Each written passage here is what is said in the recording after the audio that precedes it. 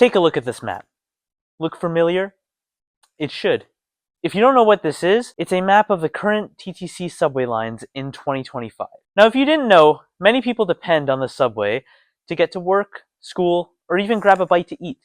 Approximately 20.6% of Torontonians use the subway with a daily ridership of 1.1 million and an annual ridership of 331.7 million. Let's take a quick look at the future projects and their failures. Line 1. Currently, the most used subway as it goes through most of the city and reaches pretty far up north. The extension is planned to go from Finch to Bridge Station, with construction starting this year, but no due date has been announced, meaning it will probably be done close to 2040. Line 2. This is the second most used subway in Toronto, as it reaches key points that everyone stops at. This extension from Kennedy to Sheppard is under construction now, with the current due date being late 2025. However, there's almost a 0% chance that is happening, as testing hasn't even happened yet. Line 3. This was a pretty great way to get from Scarborough Town Centre to Kennedy without having to travel through heavy traffic. However, derailment happened. Future plans for Line 3 is going to run through Pape and reach some of Line 1 in the city. The due date is 2027. However, people speculate that it will probably be done around 2032. Line 4. Without a doubt, the most useless subway is Line 4, and it has only 5 stops and barely covers anything. This extension that it has almost seems okay as it reaches Line 2's extension, but it should have gone to the other side of Line 1, so people over there have an easier access to Line 4. The extension project for Line 4 could easily be done by the end of 2020s, but most likely it will be done by the middle of 2030s. Line 5. Now this line is notorious for taking forever to build. It's an LRT which goes from Eglinton and reaches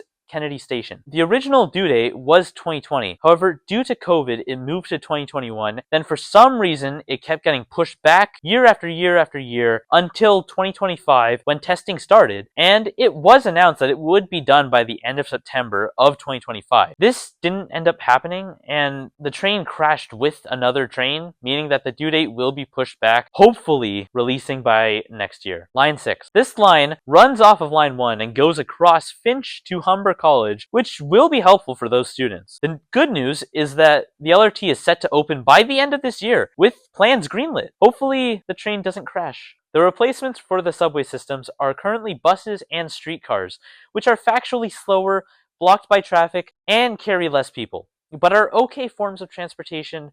But for long-distance routes, it would really benefit with a subway and LRT alternative. A good example of how worse the buses are is seen in the temporary replacement from Kennedy Station to Scarborough Town Centre.